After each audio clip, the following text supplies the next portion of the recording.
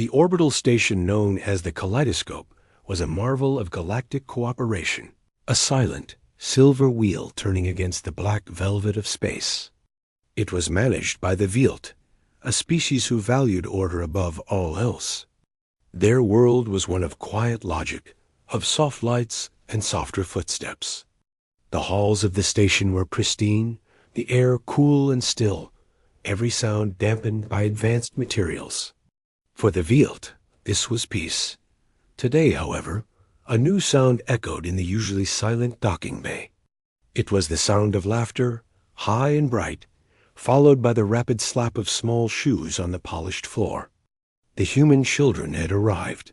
From the airlock of the human vessel ESO Morning Calm, 3 children emerged, their eyes wide with wonder. Mina was the oldest at 10, a serious girl who clutched a datapad for sketching. She tried to walk calmly beside Diplomat Dashim, but her head swiveled constantly, trying to take in everything at once.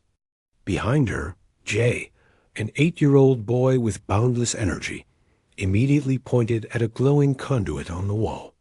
"What does that do?" he asked, his voice loud in the quiet space. He didn't wait for an answer, taking a step closer to touch it. The youngest was Juan, a boy of 6, who held tightly to Mina's sleeve, his thumb near his mouth.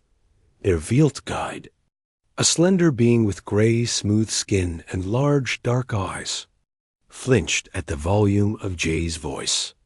It processed the question through its translation unit. "It is a primary power relay. Please maintain a distance of 1.2 meters for safety." The guide's own voice was a monotone whisper. Dashim, a kind-faced man in his 40s, placed a gentle hand on Jay's shoulder. "Remember the rules, Jay. Look, but don't touch without asking." "But I was asking."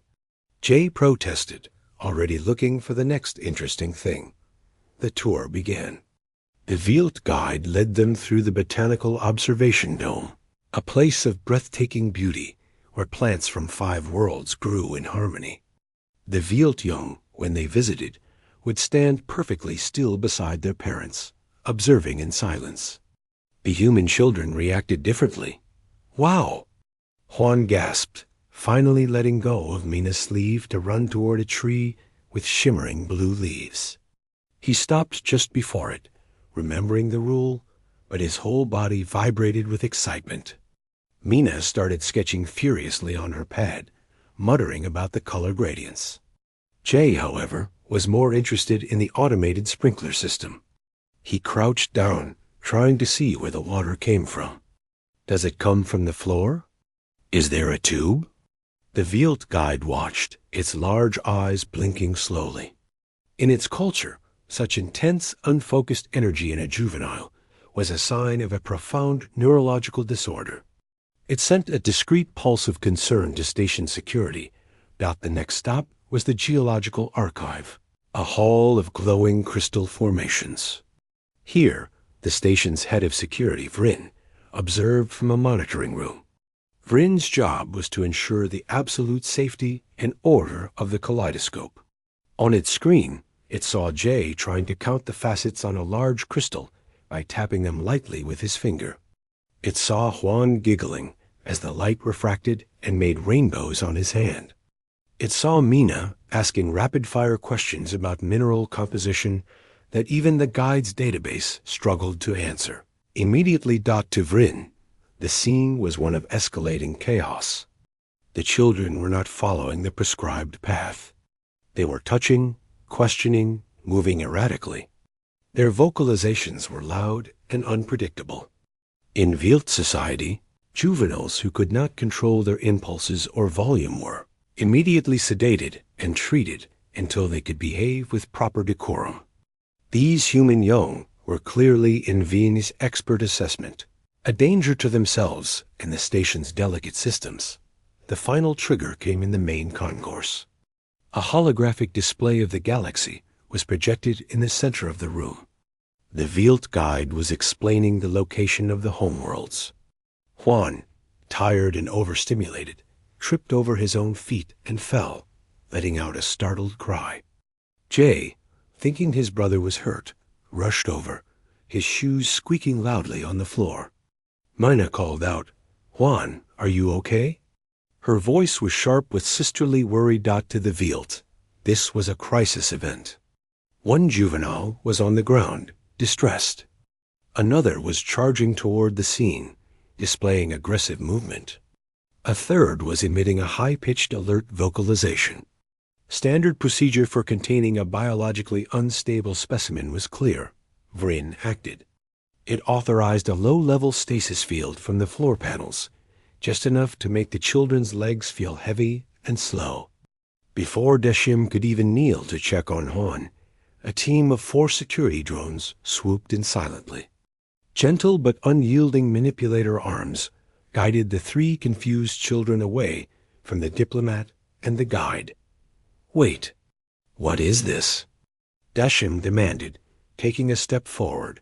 The guide turned its placid face to him. "The young are being stabilized. Their behavioral patterns indicate a risk. They will be secured for observation.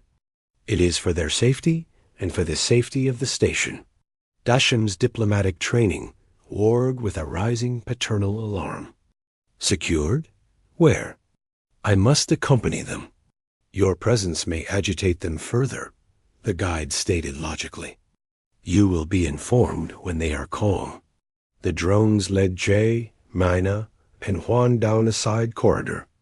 The children were not hurt, but they were scared. Juan was crying quietly. Mina held his hand tight, her face pale. Jay glared at the drones. "Let us go. We didn't do anything wrong." They arrived at a small sterile room. In its center was a transparent cube, about 3 meters across. It was an environmental containment unit, typically used to briefly hold a malfunctioning service bot or a newly arrived, potentially volatile plant specimen. A door shimmered and vanished on one side. The drone arms guided the 3 children inside. The door solidified again with a soft hiss. The children were in a clear box. The room was empty and silent. The drones left. J ran to the wall and pounded on it. Hey! It was solid and did not yield. Mina sat down on the cool, featureless floor, pulling Juan into her lap. "It's okay. They made a mistake. Deshim will fix it." Jay stopped pounding. He looked around, his mind switching from anger to strategy. He was a problem solver.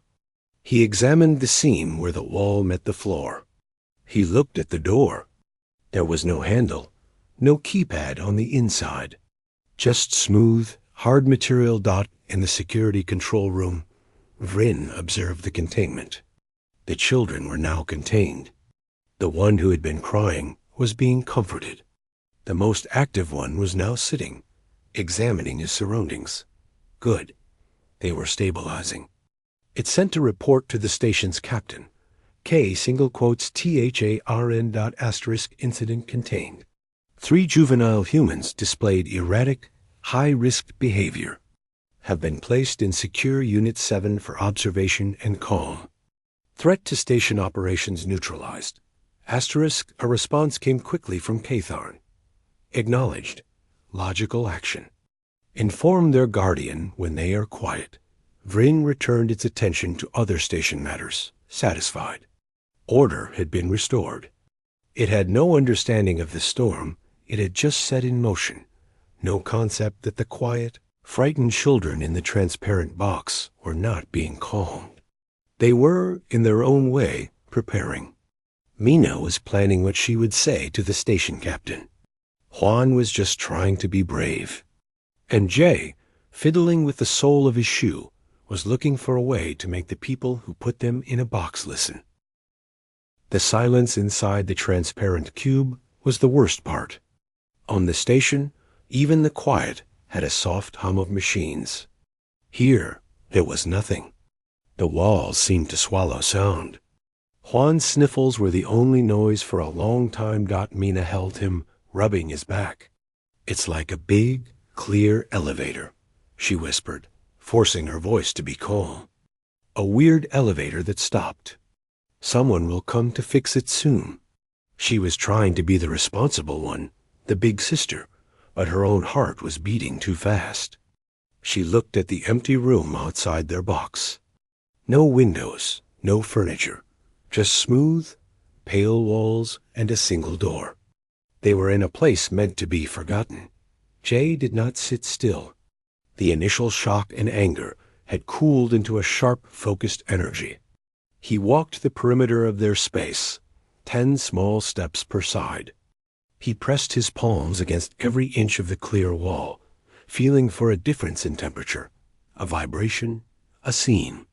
He found where the door was only because he saw a hair-thin line in the material from a certain angle when the light from the ceiling caught it just right. "There's a door here," he announced, his voice loud in the quiet space. He traced the line with his finger. "It has to open." "Maybe it only opens from the outside," Mina said, her hope fading. "Then we have to make them open it," Jay said. His eyes scanned their prison again. Nothing. No buttons, no panels, no wires. He sat down in the middle of the floor, a frown of deep concentration on his face. He took off one of his shoes, turning it over in his hands. It was a standard-issue child's sneaker from the ship, with a light-up sole and a small rubbery bumper on the heel. He picked at the bumper with his thumbnail. "What are you doing?" Mina asked. "Thinking," Jay said. He wasn't being rude. His mind was just somewhere else. He remembered a lesson on the ship about basic tools. The teacher had said, "Before humans had tools, we used our minds to make them. Look at what you have. Understand what it can do." He had his shoes. He had the clothes he was wearing, a sturdy jumpsuit with plastic fasteners. Mina had her hair tied back with a simple elastic band and 2 metal hairpins to keep her bangs out of her eyes. Juan had a small, soft toy in his pocket, a knitted star. Jay looked at the hairpins. "Mina, can I have one of your pins?" "Why, to see," he said. It wasn't a full lie. Hesitantly, Mina pulled one of the thin metal pins from her hair. Her dark hair fell partly across her face. She handed it to her brother. Jay took it and walked back to the door seam. He tried to insert the pin into the crack. It wouldn't go. The seal was perfect. He scratched the pin along the clear material instead. It left no mark. He went back to his shoe. Using the hairpin, he managed to pry the rubber bumper off the heel. Underneath was a small, hollow space and 2 thin, flat screws holding a plastic plate in place. A spark of excitement hit him. The hairpin was too thick to fit the screw heads. He needed something thinner, harder. He looked at the fastener on his jumpsuit collar. It was a small, stiff piece of molded plastic with a metal clip inside. He wrestled with it for a minute, his small fingers straining, until it snapped off. The broken edge was sharp. This he could use working carefully. His tongue between his teeth, he used the sharp plastic edge to turn the first screw. It was slow, hard work. The screw moved a quarter turn, then stuck. Jay wiped his forehead. He kept going. Meanwhile, in a diplomatic meeting room several levels away, Dashim was not calm. The Vealt official across from him, a different one from the guide, was being polite but utterly unmovable. "The young are being cared for," the official said, its hands resting flat on the table. Their energetic output was beyond safe parameters. "Our systems are delicate. Once they achieve a calm state, you will be reunited." "What does calm state mean?" Dashim asked, his voice tight. "Are they sedated? Have you given them any substances?" The Vealt blinked slowly. "We do not use chemicals on juvenile beings. Calm is achieved through secure, non-stimulating environments. They are safe. I need to see them. Now, this is not a request. Your emotional state is understood, but counterproductive," the official replied. "The process must not be interrupted. It would distress them." Desham stood up. My emotional state is that of a guardian whose children have been taken by your security without my consent. I am invoking Clause 7 of the Station Guest Accord. Immediate consular access to detained individuals. The Vealt official processed this. A flicker of light passed behind its eyes as it consulted its legal database. The clause refers to sentient beings accused of crimes. These are juveniles placed in protective custody. It does not apply. The wall of bureaucracy was solid. Dasham sat back down, a cold knot of fear forming in his stomach. He needed another angle. Then I wished to speak directly with the individual in charge of their care. The head of security, Vryn. That may be possible, the official said. I will inquire. Back in the containment room, Jay had gotten the first screw out. The small plastic plate came loose. Inside the heel of his shoe was a simple circuit board for the flashing lights and, more importantly, a thin, flexible metal shank for support. It was about the length of his hand and surprisingly strong. He carefully worked it free. He now had a thin metal strip. He hurried back to the door seam. The metal strip was thin enough. He pushed it into the hair-thin crack. It slid in a centimeter and stopped. He wiggled it. Something on the other side clicked softly. A small, hidden panel, no bigger than a coin, shimmered into existence on their side of the door, right at Jay's eye level. It had no buttons, just a smooth, dark surface. Yes. Jay whispered, a grin breaking across his face. What is it? Mina asked, coming closer, pulling Juan with her. It's how the door talks, Jay said. He pressed his hand against the dark panel. Nothing. He tapped it. Nothing. He knew it was a touch interface, but it wasn't responding to him. It probably needed a specific Vealt biosignature or code. He didn't need to open it. He just needed to make it malfunction, to send a signal that couldn't be ignored. He looked at his tools, the metal shank, the sharp plastic, the hairpin, the small circuit board from his shoe. On the bridge of the ESO morning call, orbiting a safe distance from the station, Commander Yuna was reviewing the day's log. Part of her job was remote monitoring of the diplomatic team's vitals, especially the children's. She called up the feed on her command screen. The biometric data heart rate, respiration, skin temperature was still streaming, but it was all wrong. The readings were too steady, too perfect.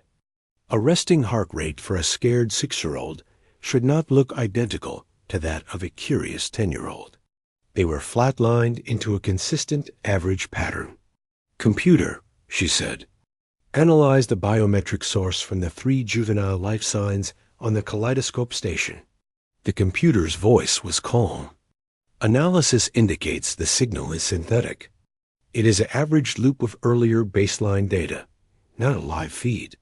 Yuna's blood went cold. Someone had replaced the children's real biometric data with a fake, calm signal. They were hiding something. She opened a direct channel to the station's command frequency. Kaleidoscope control. This is Commander Yuna of the ESO morning call. I am showing a loss of fidelity on our juvenile vital monitors. Please confirm the status and location of our young immediately. She waited. 10 seconds. 20. A full minute. Finally, a response crackled. Morning calm. This is kaleidoscope operations. The juveniles are in a stable condition. Their environment is non-stimulatory for their well-being. We are attending. The reply was too vague, too slow. Yuna stood up, her eyes fixed on the image of the peaceful-looking station on the main viewer. The calm was a lie. Something was very wrong.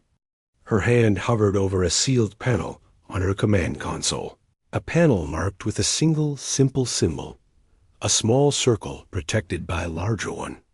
The Guardian Protocol. She wasn't there yet, but she was close dot in the cube. Jay had an idea. He used the sharp plastic to scrape a tiny bit of metallic coating off the circuit board. He took the metal shank and the hairpin. If he could create a short circuit across the dark panel, maybe it would do something as an error, a spark, a warning light. He wasn't trying to escape. He was trying to send a message. He was trying to make the silent box scream. The panel on the inside of the door was a dark, unresponsive eye.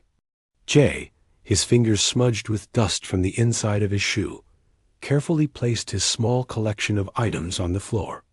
He had the thin metal shank, the hairpin, the sharp plastic fastener, and the little circuit board with its tiny exposed wires.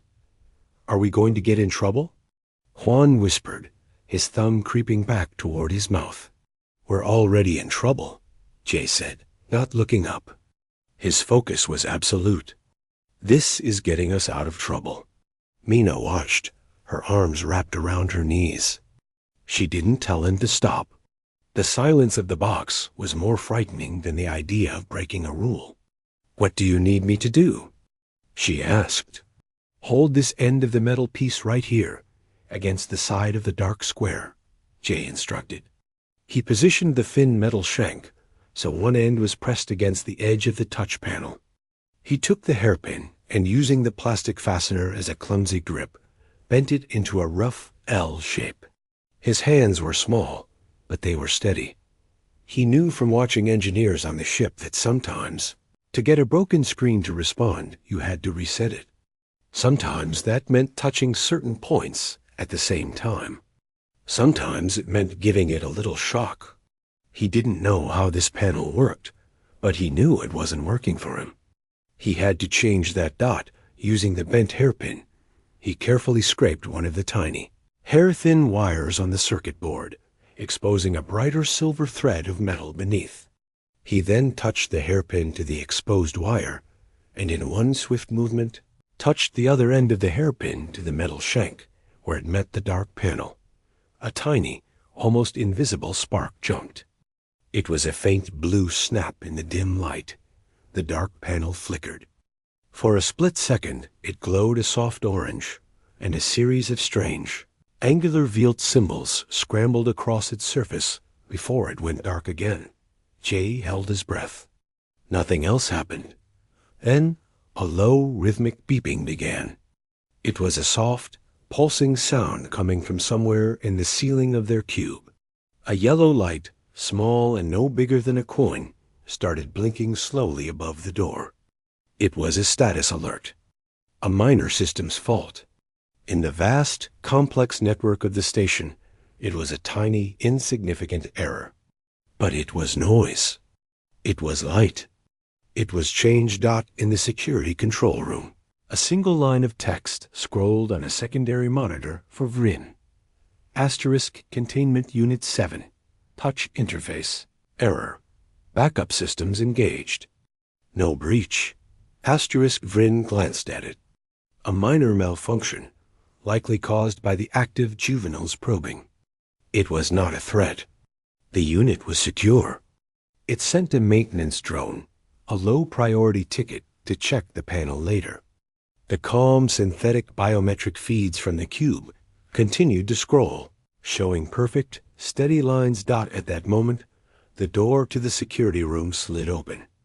Dashan stood there, his face a mask of diplomatic calm that did not reach his eyes. A flustered junior Vilt official was behind him. "Head of Security, Vrin," Dashan said, his voice even. "I have been requesting access to the children for 47 minutes.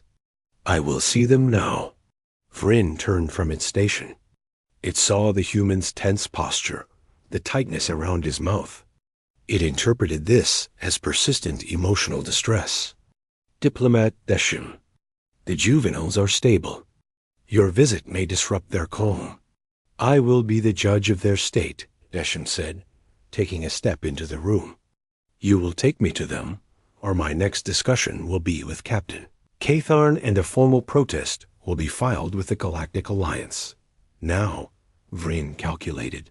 The human was being irrational, but his demand was within his rights as a guardian, if one ignored the safety protocols. Resisting might cause more disruption than allowing a brief, supervised visit. The children, according to the feeds, were calm. "Very well," Vryn said, rising. A brief visual confirmation. "You will not enter the containment area. It is for safety." Desham did not argue. "Lead the way." The walk through the sterile corridors felt endless to Desham. Vryn moved with a smooth, silent glide, explaining in its monotone voice about the necessity of non-stimulatory environments for developing beings who could not self-regulate. Desham heard none of it. His mind was on the children. Mina's brave face, Jay's clever eyes, Juan's small hand in his. They arrived at the door to the sterile room. Vryn placed a 3-fingered hand on a panel. The door slid aside. Deshim's eyes went straight to the clear tube in the center of the room. He saw Juan first, curled on the floor with his head in Mina's lap. Mina was stroking his hair, her face turned toward Jay, and Jay was standing by the wall, looking right back at Desham, a broken hairpin and a piece of plastic held loosely in his hand. Above him, a small yellow light blinked on and off, in the silent room. They were in a box. A transparent, empty, silent box. The diplomatic calm on Deshim's face shattered. It didn't crack. It evaporated.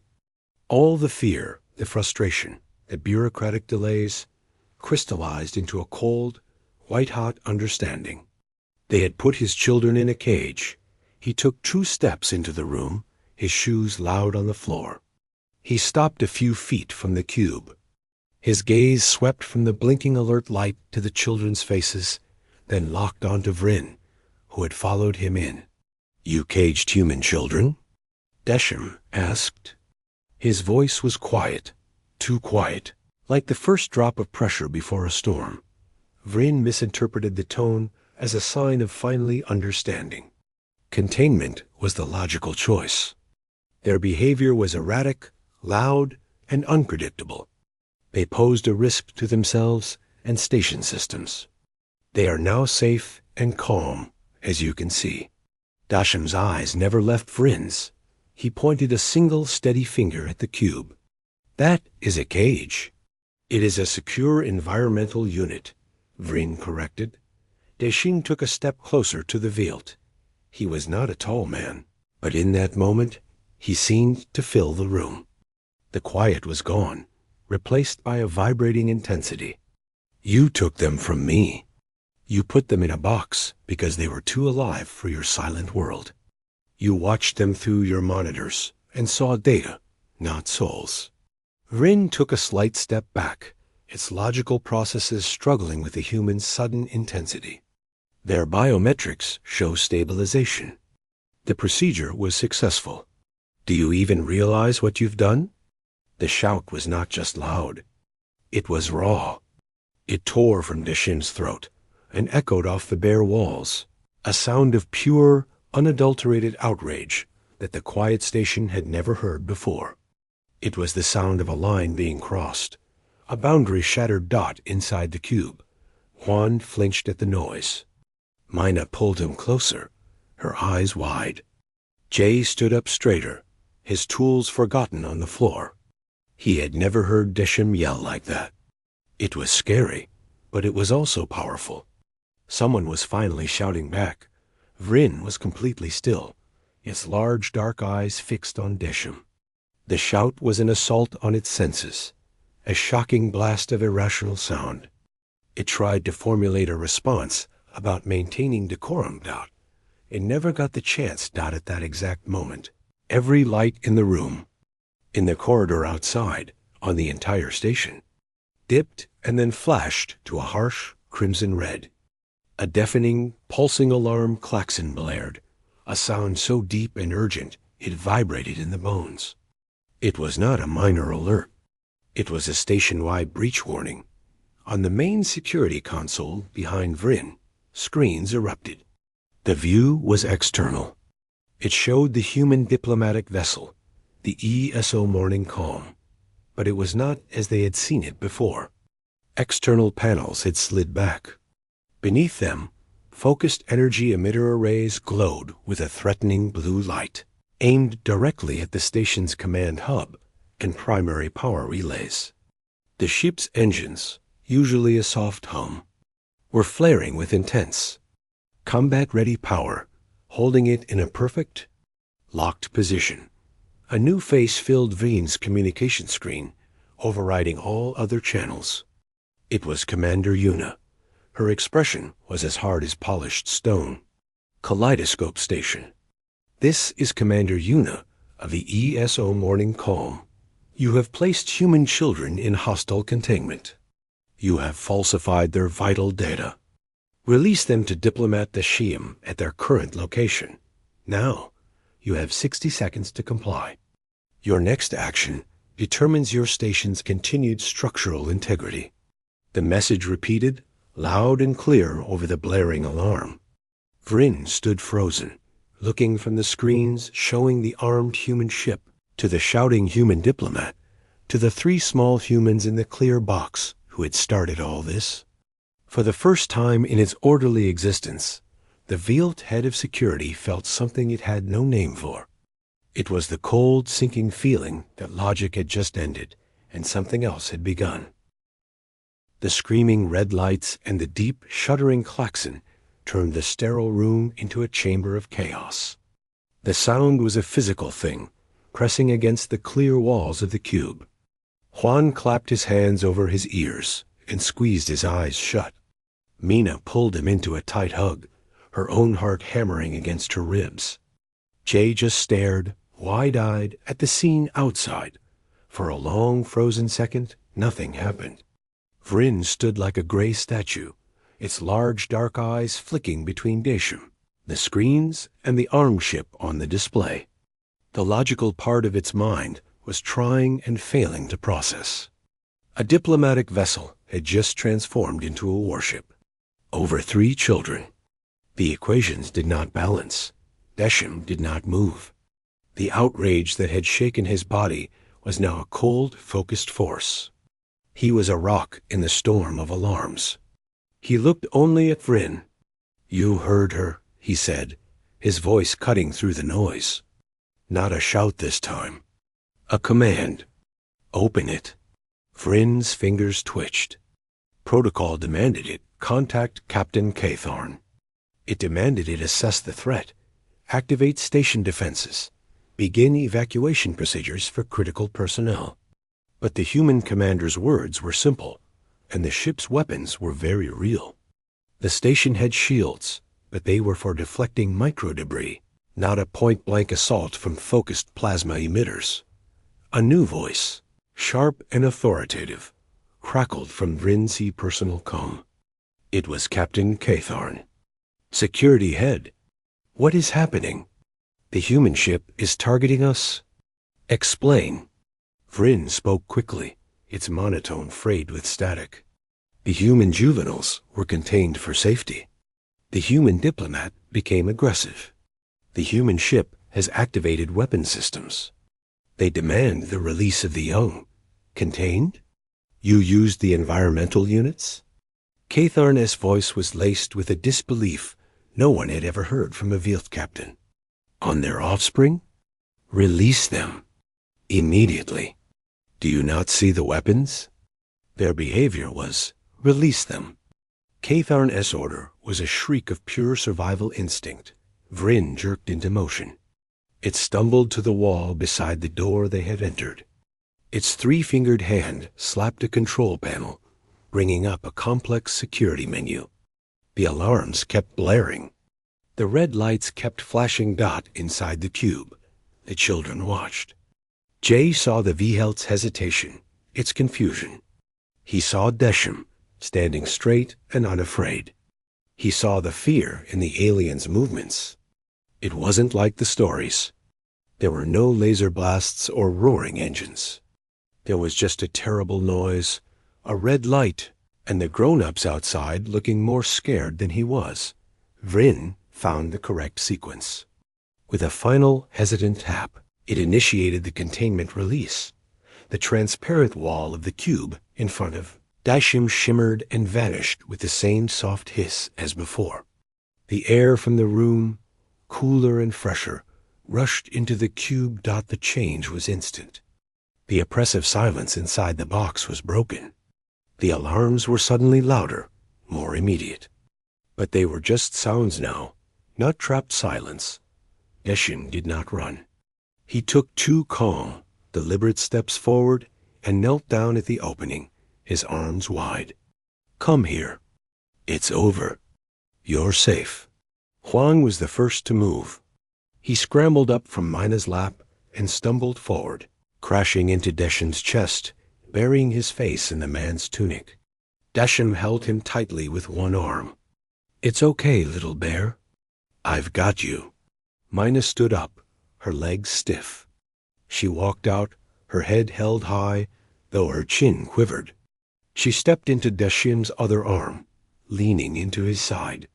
Jay was last. He walked to the opening and stopped. He looked back into the empty cube, at his broken shoe and the hairpin on the floor. Then he looked at Vryn, who was watching them, utterly lost. Jay turned his back on the alien, walked out, and stood close to Deshim.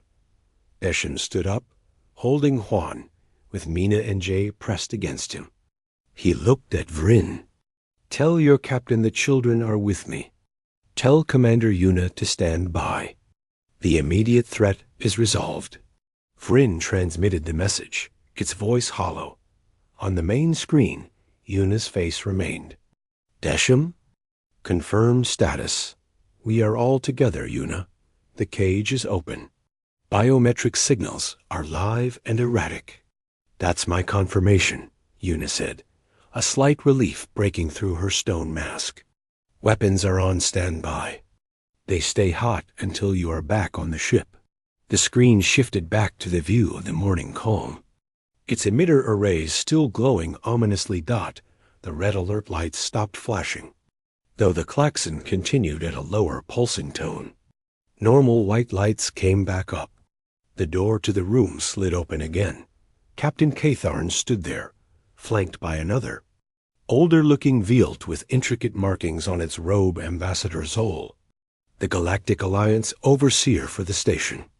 Catharn's eyes went past Deshim to the open, empty containment unit.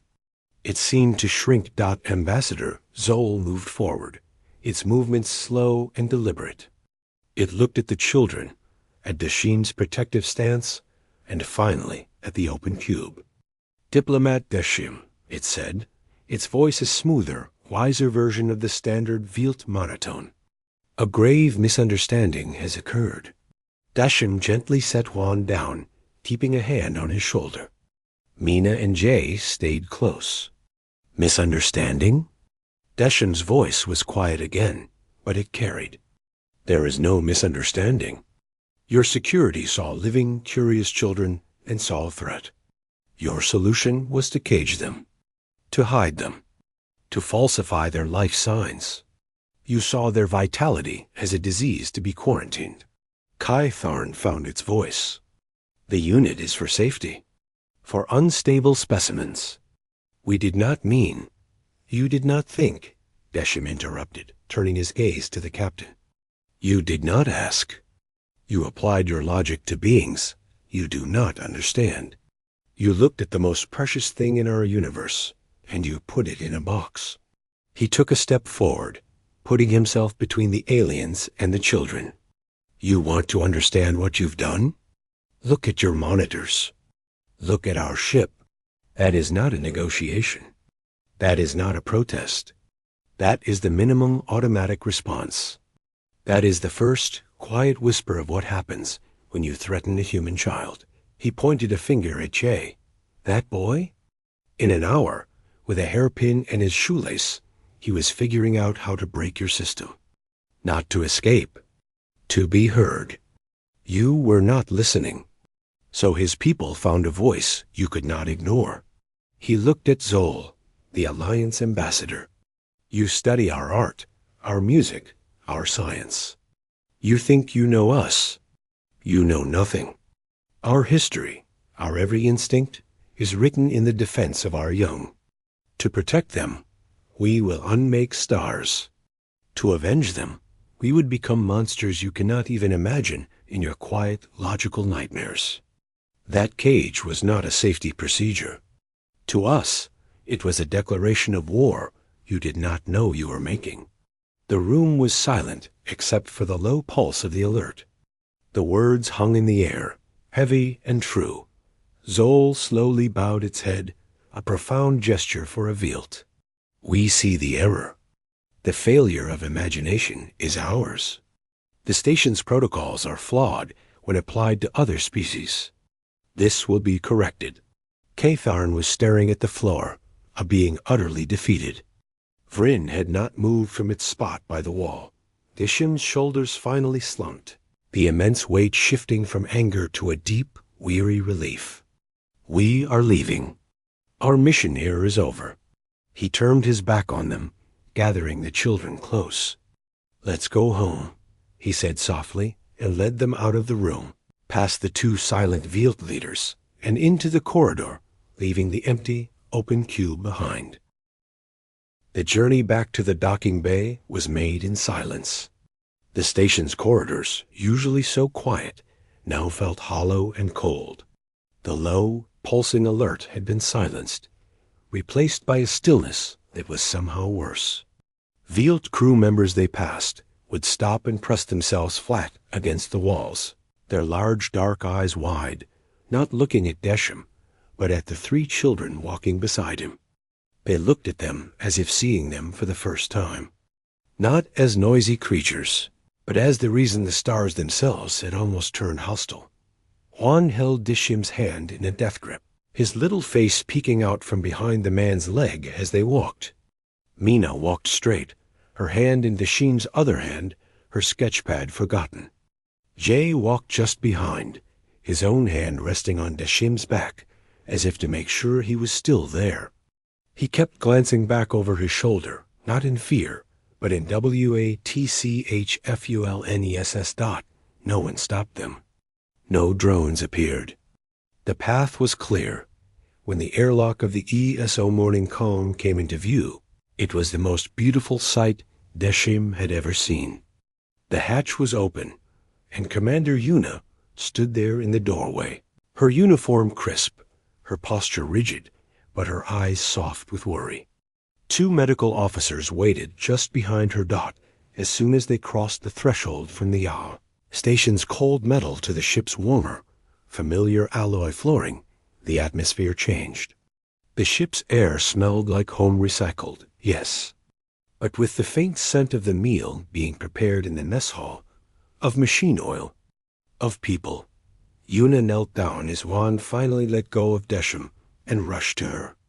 She caught him in a firm hug. All safe, she murmured, looking over his head at Mina and Jay. All accounted for. The medical officers moved in gently, scanning the children with small, handheld devices, checking for injury or foreign substances. They found only elevated stress hormones and tiredness. Clear, one of them said to Yuna. Take them to the mess hall. Get them some hot chocolate and those honey cakes from the freezer, Yuna ordered. The officers nodded, offering gentle smiles to the children. Mina went with them, leading Juan by the hand. Jay hesitated, looking up at Desham.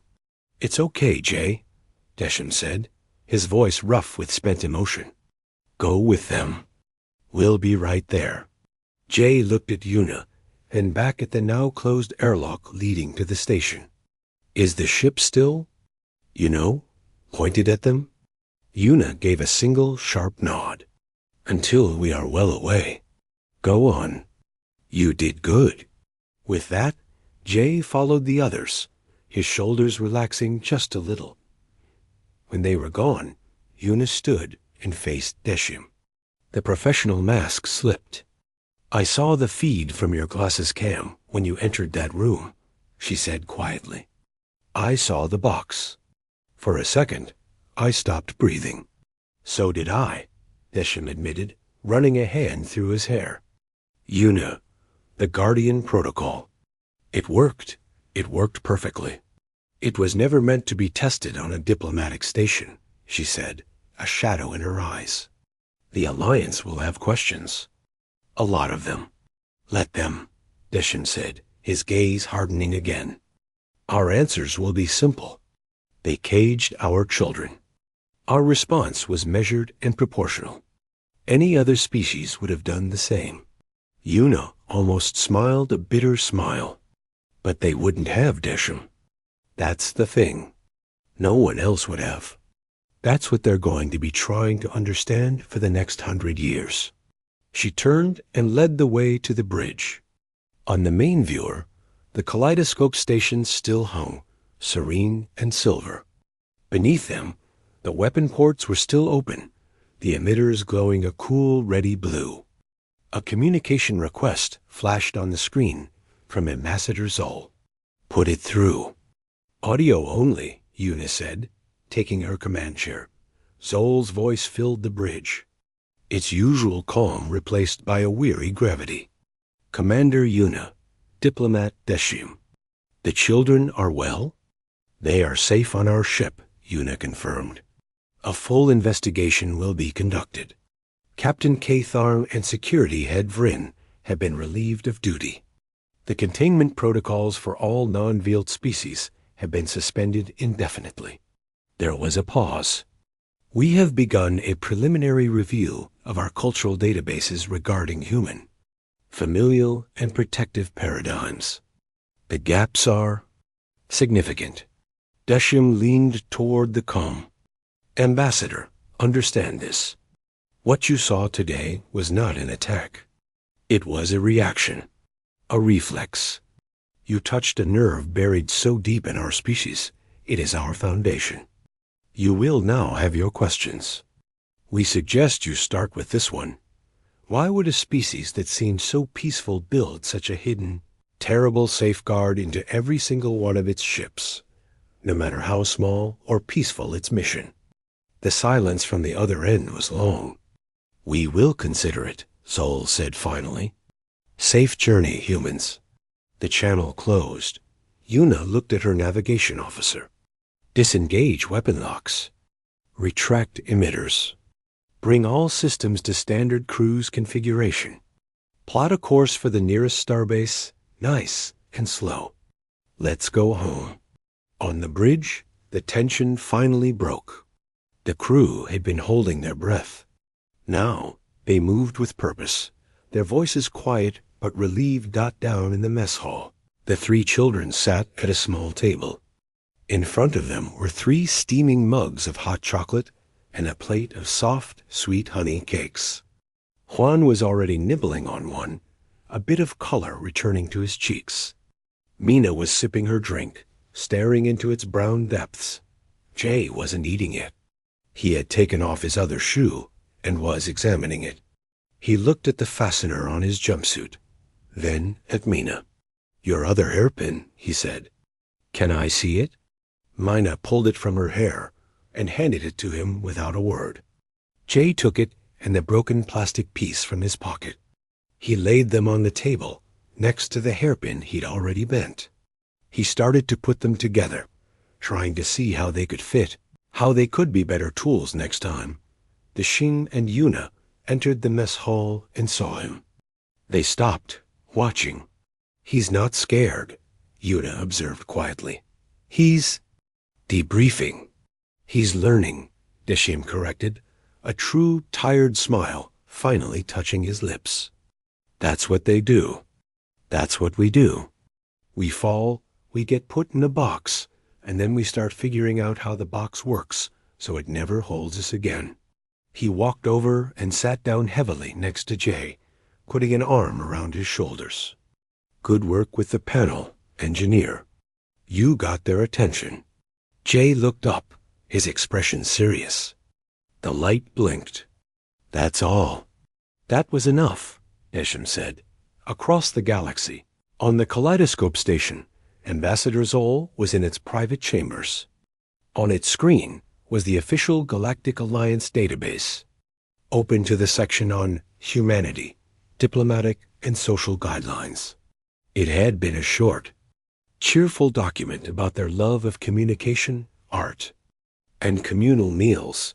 Zoll's slender fingers moved over the interface. It created a new entry.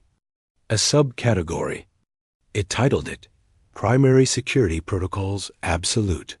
Underneath, it began to type, the angular Wild symbols forming a stark, new line of text for every member species to see, to study, and to never, ever forget. Under no circumstance shall a human child be restrained or isolated from its guardians. This is not a courtesy. It is the fundamental, non-negotiable prerequisite for all interaction. To violate this is to invite an immediate and overwhelming defensive response, the limits of which are unknown. This is the first law of interspecies peace with humanity.